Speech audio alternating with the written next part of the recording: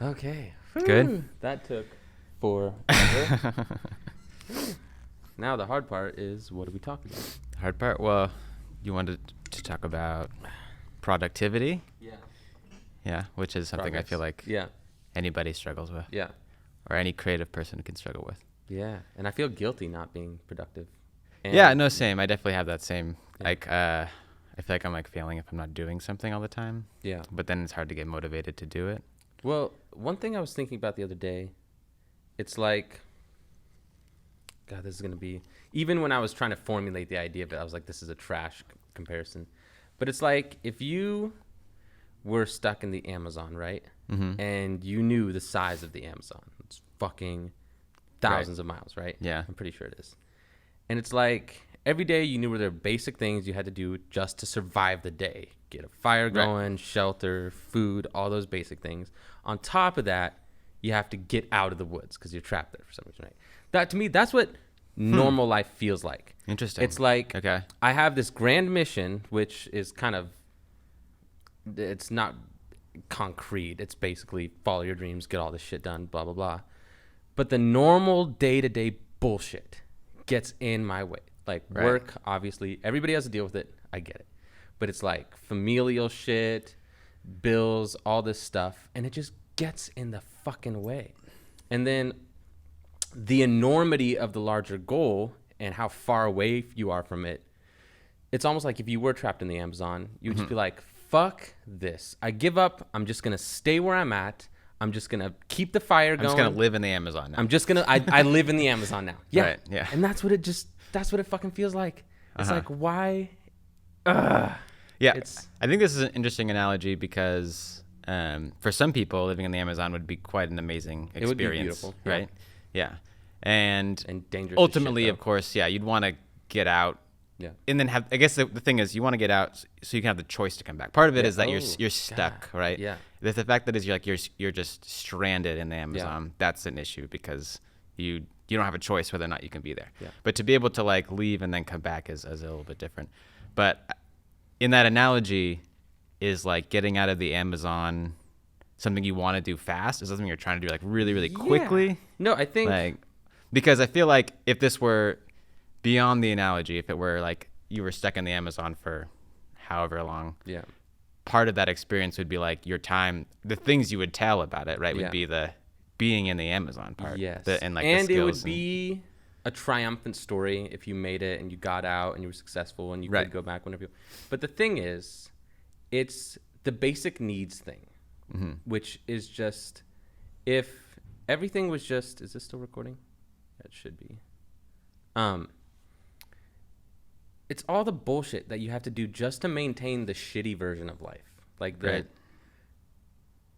It's disheartening. And it's like, if I had all my needs met, then the whole artistic endeavors, it'd be easy. I would have nothing to do but to do that. Well, and I guess there's the whole struggling artist thing. There is that idea that is but there. I'm done. I'm tired of struggling. I'm over it. Fucking over it, bro. Right.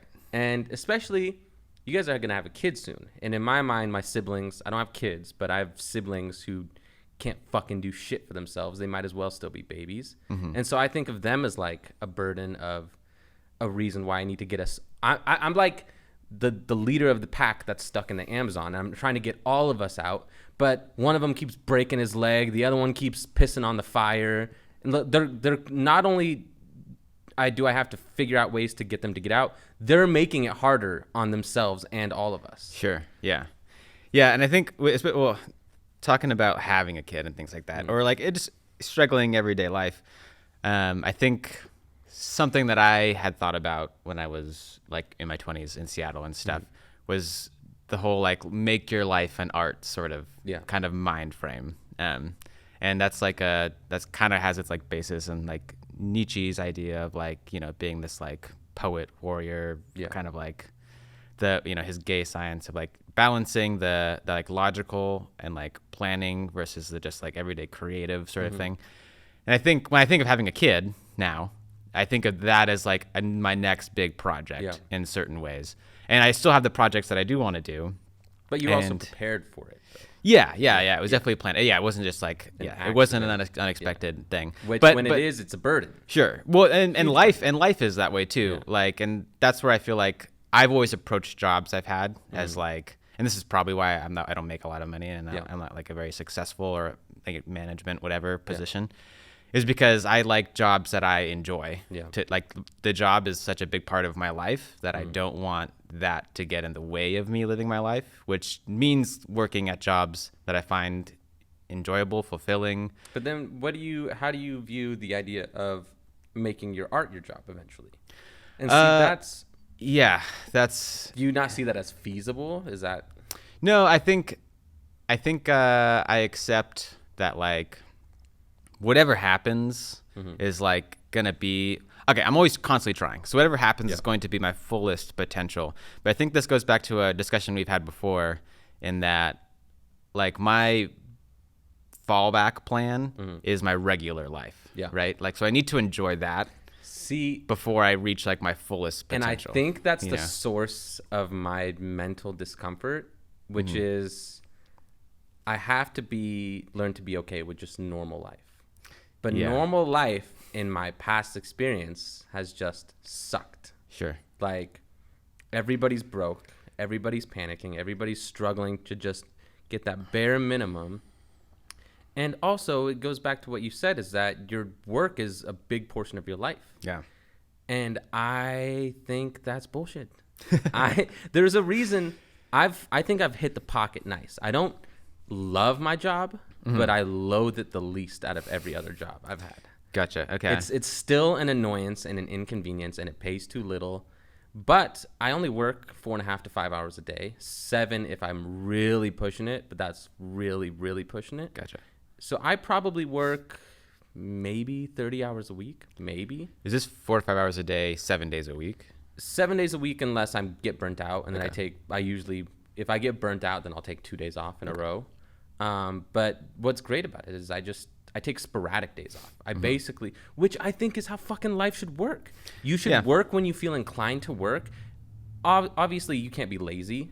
Everybody needs to suck it up and put in the hours.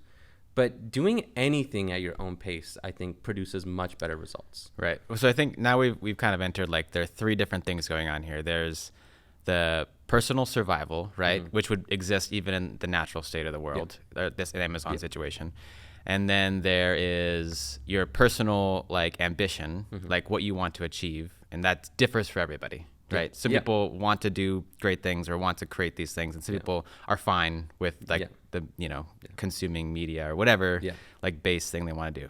Whether that maybe that just means like lounging in the Amazon like every day. Like they don't want to get out; they're just fine hanging out there. I envy those people, but also not, because they're just going to fade away. But then when it comes to this like imposition of this structured work, now we're talking about like this societal level structure that is imposing it has become a means of survival. So like now we're clashing between like you need to work within the system to survive. But don't you think the system is formatted in a way that they force you to rely on the fact that you have to keep working with the system? Well, and I don't think that is as like orchestrated and as devious as some people say. I think it just I think its roots are a little devious, because I think the people who have been in power hold the power and they kind of format things. But I do also think it's just an unfortunate accident of the way mass groups of people just try to cobble together a civilization. The like state of nature or whatever you want to call it before has been superseded by civilization and society,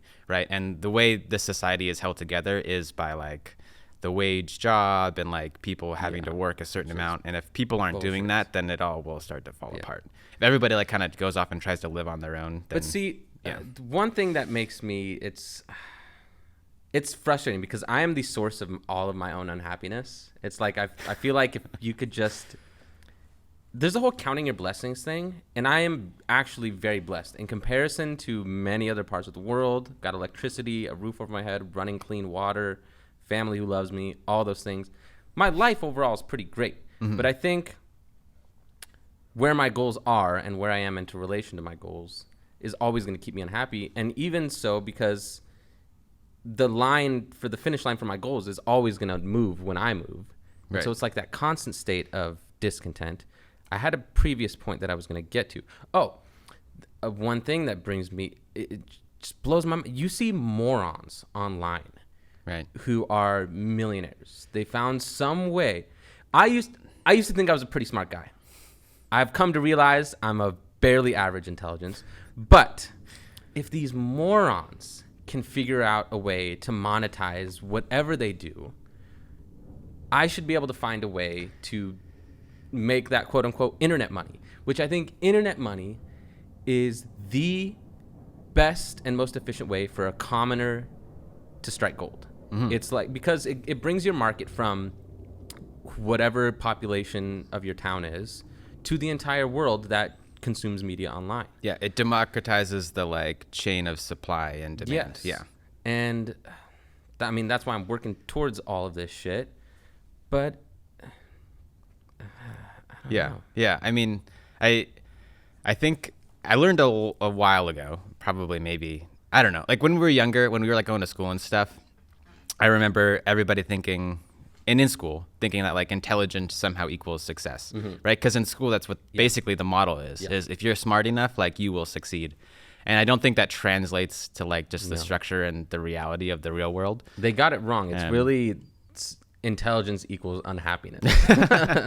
Yeah, well, I think any sort of like higher level conscious thinking equals, and that's what I would say. I'd say maybe you aren't the most intelligent person. Like maybe you wouldn't be able to pass like an IQ test or whatever test they give for intelligence now.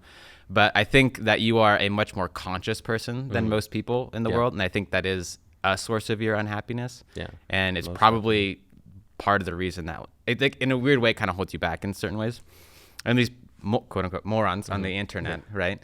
Yeah. Like they don't get in their own way. That's that's the biggest. So that's something that also rappers have. If you see their unbridled, is that the right term? Yeah. They have no self-consciousness. They're just, I'm the man. I'm badass. Fuck everybody else. When in reality, until they started saying all that shit, let's be honest, probably not the best people. Sure. I mean, Eminem was living in a trailer. Most rappers are rags to riches. They don't have a lot going for them. If they weren't rappers, what would they be doing? Yeah. But I think that shows that, like, first of all, it's an accident of history, and that they just happened to be born at the right time. Yeah. And they happened to, all the little things that got, like, their songs got shared by the right person. Yeah. This and that. I think it's like those people. It's not even that like they're necessarily savvy. It just happens to be that like their mode of doing something or their timing of their like their attempt to like become successful hit at the right point. Yeah. And like the people who are successful on YouTube just happen to have the right skills or the right frame of mind to like make it click. Right? Because there are people on YouTube that make like the most ridiculous, like dumbest videos. Shit. It's like weird montage videos or like they just cut random shit together. Yeah. And people watch it. Like, I mean, I've watched some random like clip videos and stuff too. And like, if you do that constantly, then like you can get subscribers. Well, there's that Daily Dose of Internet. I don't know if you've seen that. He just takes cool shit from the internet, clips them all together. He probably has billions of views at this point. Dang, yeah. And do you know how much money that dude makes from the fucking clip show? And it's like, but that's all he does. Like he's just a consumer. It's just he's consuming and spitting out the media, right? It's at that point, it's like, obviously there is some like production that goes into it, but is there a lot of creativity? But his formula is there like simple? It's the same formula that he's had since day one, and it just works. And I always wonder if I had money, right? Could I really, like I believe, put together quality content, art, whatever? Or am I just going easy on myself saying, oh, you're not putting out great stuff because your life's a mess right now. Just, once you get everything together, like, I don't know. Yeah, I think that's a question that like requires a little bit of self-reflection and like knowing yourself. Because I think for me, like I think I could put out some quality things that wouldn't have like mass appeal, but I don't think that's super important to me.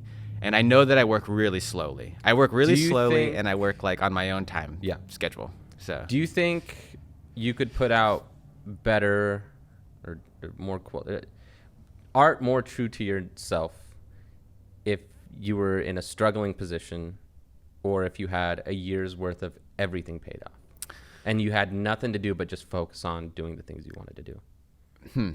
I was most productive doing my own art when I lived by myself, worked like making like $30,000 a year, and like didn't sleep a lot, smoked a Yeah. lot of weed, Yeah. and like hung out at home alone. Yeah.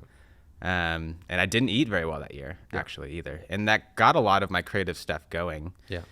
But it mostly was just like kind of this time to, I was indulgent on a lot of levels. Yeah. I mean, I wasn't indulgent in the ways that like I had a lot of money or was like, Yeah. I didn't even have all my needs met, I guess. Yeah. But I was indulgent in that I just did whatever I wanted. Yeah. So That's- in so much as like money would give you the ability to do whatever you want, Yeah. I think that, yeah, you could be more productive. See, maybe not my best work was put out, but the most fun I had. I hate saying this because I hate the motherfucker. I temporarily had a roommate, biggest piece of garbage person on the planet. But we would stay up until 4 a.m, a week straight, smoking cigarettes, getting tipsy, and just going all in. And we'd probably be more productive if we weren't so under the influence, but I was smoking spliffs, smoking Sure. cigarettes, drinking, but we were just doing it for days on end straight. Right. Like, and that, to me, it's like putting out something worthwhile is like, I want to put everything into it.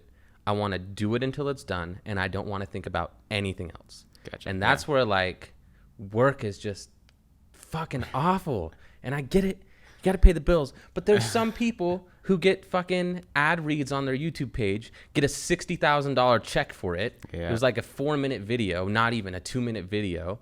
And then, I guess all my bills are paid for the year. Like, Yeah, that's fucking crazy. and I know But- you got to work to get there. And I mean, it takes time. Here's a question. Yeah, here's a question in terms, and going back to like the whole progress thing, is in that time that you were working with your roommate, did you guys ever finish like a published project? Okay, No. because that's Yeah, the thing no. with me No, too. we never during got that together. during that year, where I was living on my own, I did a lot of art. Yeah.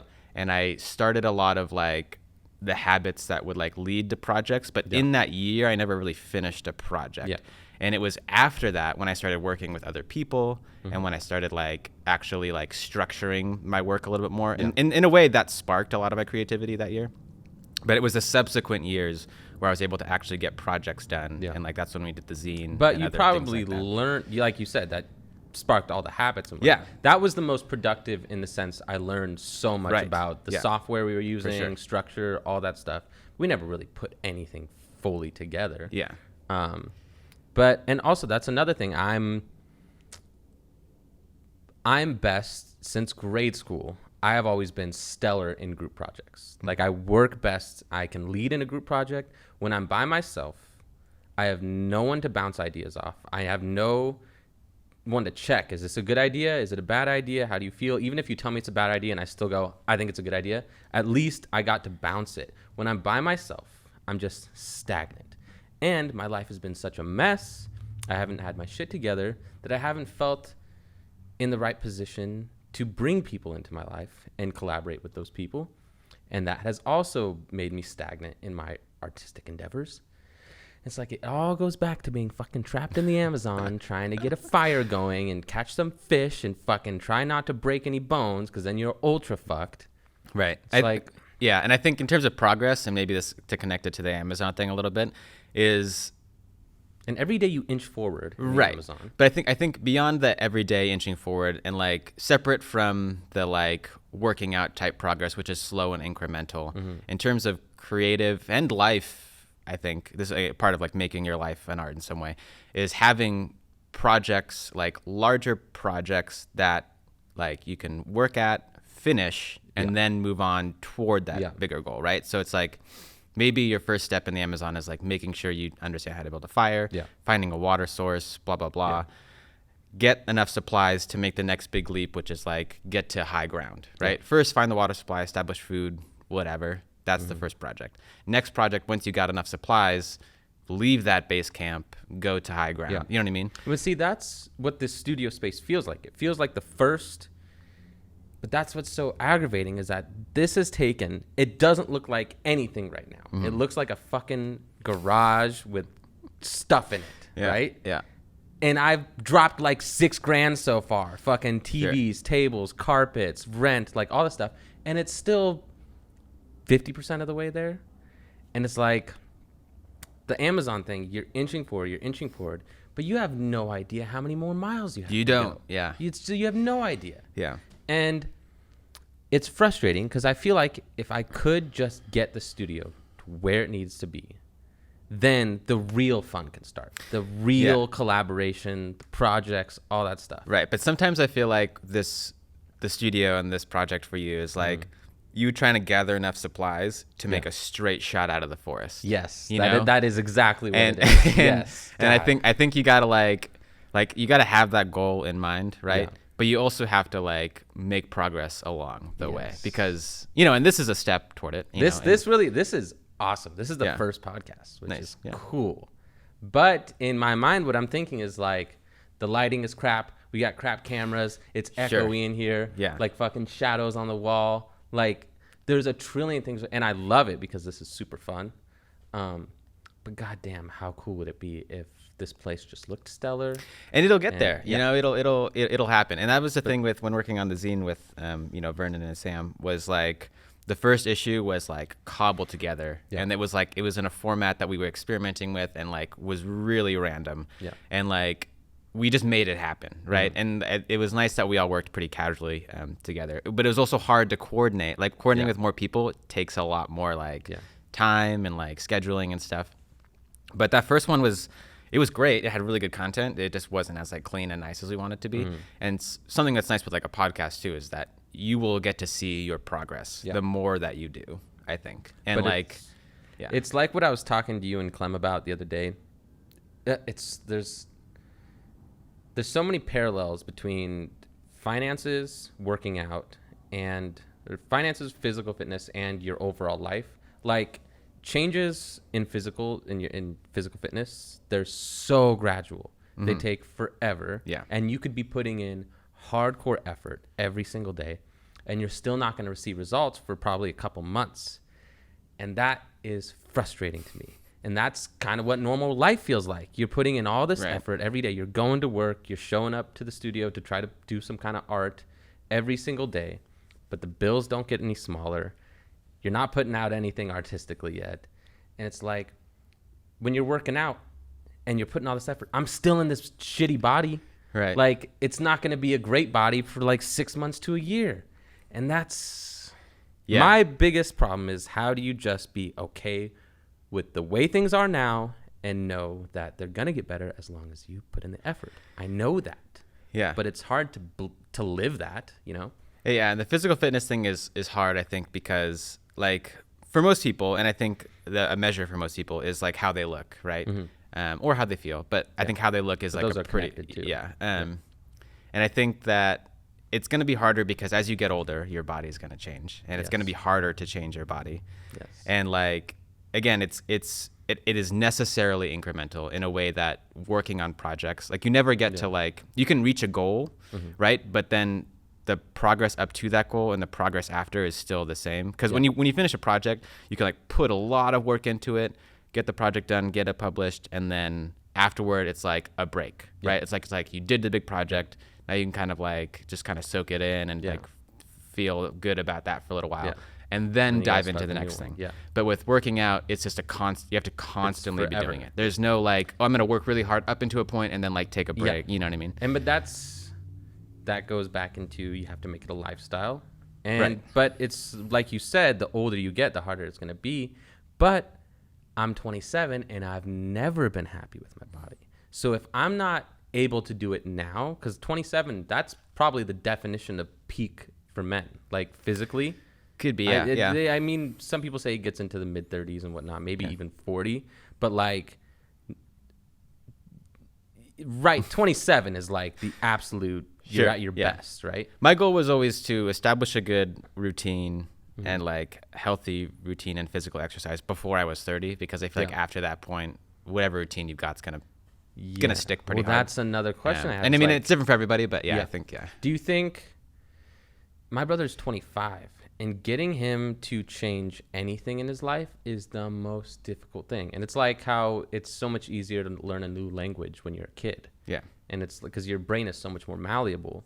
And I almost wonder, can you, approaching 30, even change core factors of yourself? I mean, it depends. I think it's more like trails in a forest kind of thing. Like the more you've done the same thing over and over The again, more you're gonna keep the more it's gonna be the memory is stored in your brain, the neural pathways, and in your body, just like the reflexes and things like that. I think if you're somebody who has like lived a much more flexible life, or like your routines constantly change, it's probably easier. But if you've got like a habit pretty well established for yourself, then I think it's gonna be harder. It kind of just depends on the lifestyle you're living. My habit is being a lazy piece of shit. That's like how I lived most of my life, Right. and I don't want to anymore. But that's the thing, I don't feel everybody is responsible for their own actions, but I feel like my vices control me sometimes, like my laziness, smoking, not working out, like all these things. As much as I know to my core, I need to stop, vaping, smoking, whatever. I need to work out. I need to not be a lazy fucking couch potato. You know those things in the back of your mind. Or eating is the number one thing. I ate fucking chocolate this morning, like right before I got here. It's morning. It was morning. Right. And it's like, you shouldn't do it, and you're reaching for the candy counter. Don't do it. Don't do it. Don't do it. Don't do it. Don't do it. Don't do it. And it's like, you did it. Now you hate yourself. And it's like, that's my cycle. And it's like, have you ever once there's no control. have you listened to that voice before though? Like, so rarely. Do you feel very accomplished when you do?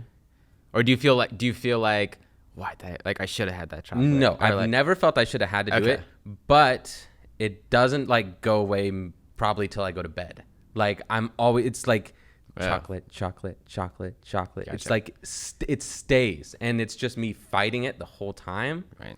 But it stays, and it's like, that's why quitting weed was so fucking hard. Which I still don't understand what mechanism happened when I quit this time, because I have no inclination to go back to it. But I don't understand what the fuck happened, because every other time I had to rip it off of me. Like it was the hardest thing in the world. I mean, you might have just been ready. I think it's like one of those things where, when I was like smoking a lot and people were like, oh, you're like talking about quitting all the time. Yeah. I never like tried the whole like, oh, I'm going to quit this time, or constantly. I was always like, when I'm ready to quit, it'll be time to quit. I always had that feeling, and which is what I feel like maybe. Did you ever feel guilty about your weed habits?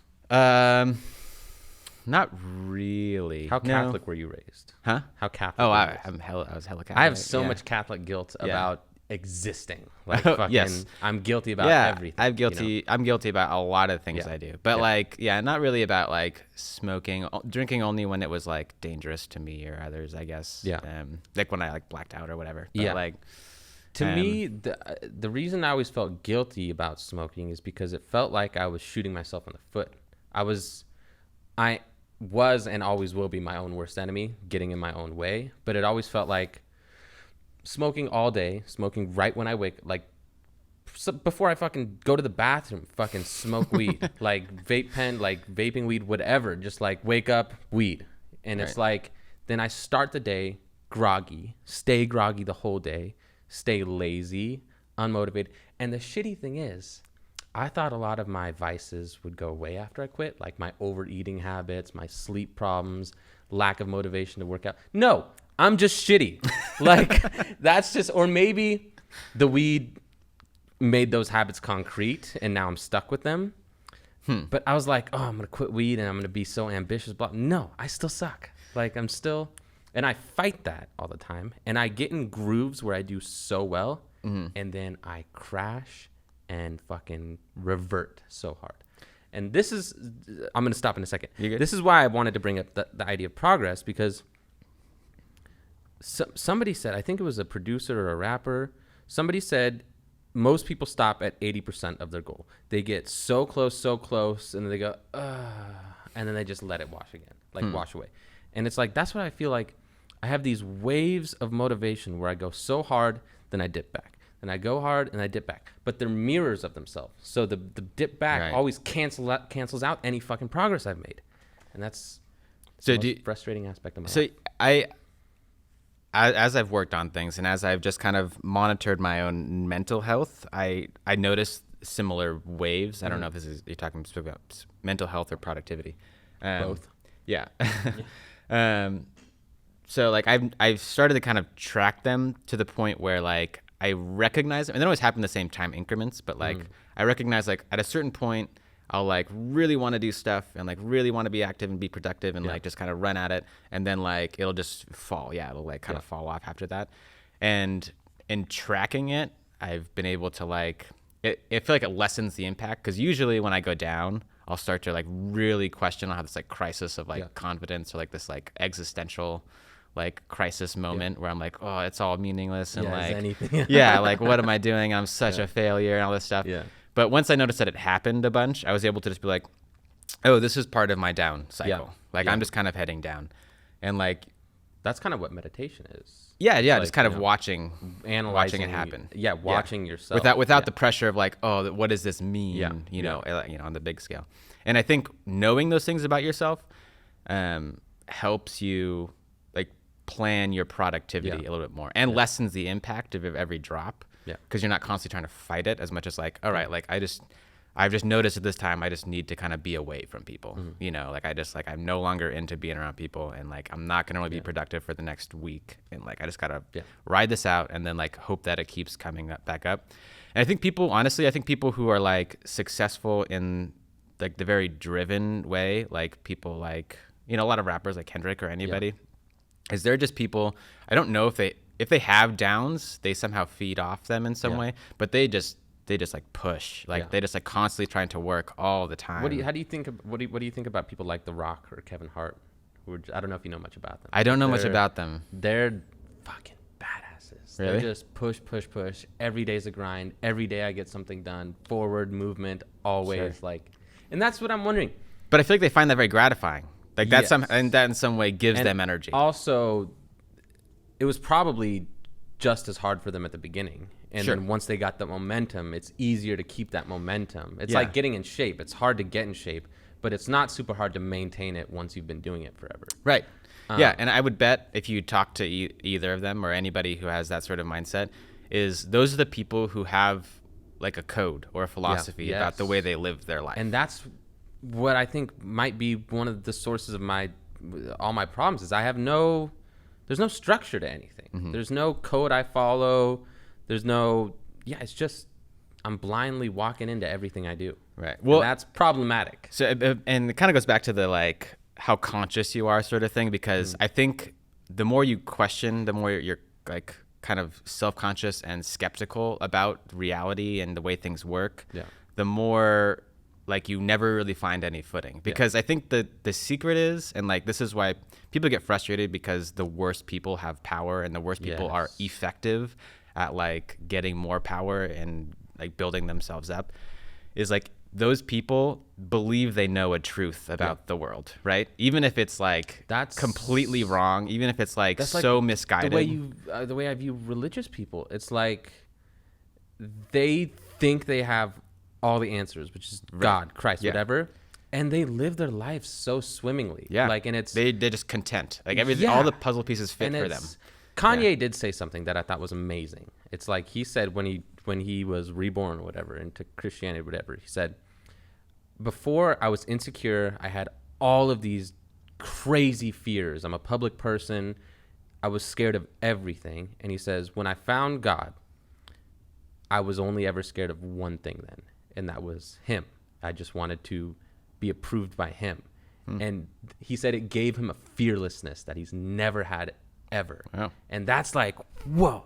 I'm atheist, as you well know, but that kind of armor on you, there's something to be said about that. Yeah. That's insane. Yeah. I wish I could articulate it the way he did. It was beautiful the way he said it, but it's like, and I have a certain amount of respect for people who like do have that kind of religious like zeal in their life. And anybody who has any sort of like really solid philosophical like code or anything that they follow. And I always try and learn from those people. Yeah. I never try and adopt anybody's like Yeah. code or way of thinking or view of reality or whatever, morality or anything like that. But I think there's something to be learned from those people in terms of how they approach life and things like that. And that's why, those people who just like are driven, like they just have something kind of driven behind, and they don't really question it. Like it's either been tested for them, it's been shown to them, or they just believe in it. Do you think you have to be born with that, or do you think you can develop it? I think you can develop it. I totally think you can develop it. I fucking hope so. Otherwise, I'm screwed. I think certain people are kind of trained in it, right? Yeah. Whether that's like, they've been indoctrinated into religion or any sort of other belief system, or they've learned like, a business method or, whatever kind of method that they practice. I think the wandering soul has a harder time. Yeah. I think people who try and like collect the wisdom and cobble it together, like people probably like me and you, like have a little bit of harder time kind of squaring it all. But like, I think it's still there. I think you have to like develop your own, or you can choose to adopt, a different way, but you have to really believe it, I think is what it is in the end. Yeah. This is a weird question. What percentage of your day to day do you think you're happy or content? Me? Yeah. At least not miserable. Not miserable. At least not miserable. But what percentage of your day do you think you're content or happy or not panicking? It's an interesting question. Not panicking. I'm always panicking. So I know myself enough that I panic and question myself most when confronted with authority figures. So usually that means like on a job where I don't have a very good relationship with my boss or manager. But you don't panic about the direction of your life in general. I think that happens in spurts. Like day to day, I'm pretty fine. And I've also like, I approach this like risk taking like view on life. So in terms of like the smoking and stuff, you say you feel guilty about smoking because you feel like you're shooting yourself in the foot every day, right? And mentally, like productive wise, but also the your health wise. I think about that too. I think you're cancering yourself. Sure. You're giving yourself straight up. So I think, you're seeing it as like every action is something to be guilty about. But I think I have this like existentialist, like radical personal choice view of life where every choice I make is a like gamble in a way, or it's like me putting my bet on something or putting my life in pointing myself in the direction I want to go. So whenever I smoked, I wasn't always consciously thinking about this, but whenever I did think about it, kind of that, like, I kind of thought about it like that, whereas like right now I would like to enjoy this. I would like to enjoy this smoke, and like, consequences be damned. But like upon reflection, I'm always like, like, this is possible. This is the cigarette that gives me cancer. Yes. I'm not saying it works that way. John and I had that conversation. Yeah. I'm not saying it works that way, but it's like, I said it. I bet it works that way, and he said you're being ridiculous, which probably is true. No, I'm sure it's cumulative in some way, right? But it's like at some point you get it or you don't, right? Yeah. And that was a risk that I had to admit to myself I was making every time, even if I could deny it or put it in whatever terms I want. But that essentially was what was happening. Yeah. So I think kind of every day in my life too, I think about like, whatever I choose to do today, whether it is be lazy or be productive or be whatever, like that's kind of like where I'm making my life point. And these are the risks. Like if I choose to take a risk and like do something or do something different, then like I might waste this whole day, right? Or whatever. Which I don't mind doing too. No. But so Jordan Peterson said something about comments on the internet, and he said negative comments feel so visceral and they can ruin your day, and you'll maybe get 10 of those, and positive comments you'll get 5,000 of them, but they don't hit you as hard as the negative comments. And it feels like I could do a million productive things a day, but those go out the window. I don't even think about those because in my mind it's like, that's what you're supposed to do. Right. So my brain only collects all the shitty things, the laziness, all that stuff, and it festers on that. Right. And that's all I think about.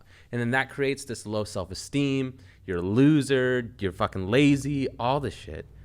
So it's like, God damn. Yeah. And I don't know if this is specifically a Catholic thing. Maybe it's just like a Western Christian sort of thinking thing. But I think the idea that you are just supposed to be good Yeah. or successful or whatever. You are supposed to be this positive force in the world in some way that is your like responsibility. Then that would make you feel like you can only deviate in one direction, right? It's like either you're on the track to be good or you are falling into, despair and hell and things like that. Yeah. And I think the reality is that like, I don't know. The reality is there is no good or bad. Yeah. The reality is that there's just whatever you're aiming at, and then you have to let yourself. I don't know. I don't know what the mechanism is that makes you feel so bad about stuff. And again, I don't know if it is religion or if that's something very innate into human nature. Do you think everybody has it, or do you think I see some people and it's like, oh, you're just you're normal. You're just there's like not necessarily rainbows and sunshine, but there's not a fucking dark cloud following you everywhere you go. I think it's like, God, what is that? Childhood trauma? Is that? I feel like if it's not religion, it's probably some societal expectation that like if you're not on point in society, then you feel like you're somehow a failure. Yeah. But I think there are people who are immune to it. Yeah. The people who like for whatever trick of their brain, like just like are kind of blind to it. And that's and there are people who just happen to be successful at it, right? Yeah. But something I think about, it's like I'm always in this shitty state of mind. I'm always like, do more. You're not progressing fast enough. Blah blah blah. Your life's a mess. Blah blah. There was this joke. I can't remember who said it. It's somebody dead now. Very famous. He said, "You turn on the news, a million bad things are happening. There's a war here. There's a coup here. Blah blah blah. All this shit. Bombs going off. Then you step outside, and the birds are chirping. There's nothing going on. It's just like it's all you're collecting all this stuff and festering on it. And it's like, really." Right now, I'm just sitting here having a conversation. This is what my life is right at this point. Mm-hmm. And so it's like, really stop freaking out. Right. But then you leave this situation. You're like, got to go to work, got bills, got to do this. The floor needs painted, blah, blah, like all this shit. It's just like, God. Yeah. And I'm basically, if there was like a deity that I could meet, I would just grab him by the collar and be like, how do I be happy? What the fuck, man? Like, can you numb my brain, like let me chill out. Like, well, I think that deity might say something like if you have everything in your own consciousness. Well, if this is like some sort of creative deity, they would probably say like all the stuff I gave you like makes easy sense and works well. All the stuff you built on top of it is like kind of making it shitty. You know what I mean? Like this is all not like you put that there, but like people put it there. You know, like it's you just built a maze for yourself to run around in because you like the way the maze feels. You know, or whatever. Or maybe you don't like it, but you're just used to it. Or Yeah. It's fucking cut. Peterson always says, the goal of your life shouldn't be to be happy. It should just to be able to find meaning, because meaning will get you through the lows and the highs. Just keep you, which I try to do, and I find meaning in trying to better my life so that I can better my family's life. But fuck, it's the whole workout analogy. I'm still stuck in my shitty body, and I know that the only way to get out of it is to fucking work hard and work towards bettering yourself. But when you're stuck in that shitty body, it's hard to always remember that, you know? Yeah, I think if you really wanted to frame that well, it's like and connect it to like the whole crisis, the world crisis versus your own actual experience is how much of this, like, sure, you would like to have a healthy, body that you let, feel good about the way you look, but how much is that getting in the way of you experiencing life? So much. Really though? So like you can't enjoy anything because of it? I don't. Were you talking my physical? Yeah, like strictly my physical. Like the fact that your body is a particular way, does that really stop you from enjoying things? Well, I put these two in the same category: my life, or my body not being what I wanted, and also my life not being in an organized manner. And those two things prevent me from being happy in any situation. Because even if I'm in the moment happy, I still know, oh, your body's still shitty. And outside this moment, even this is like a ton of fun, but in the back of my mind, I still know you're living with your dad in a bullshit trailer. Your brother's basically homeless, doesn't have a job. Your sister is homeless, on drugs. Like, I think of all these things, the long list of shit that needs to get better.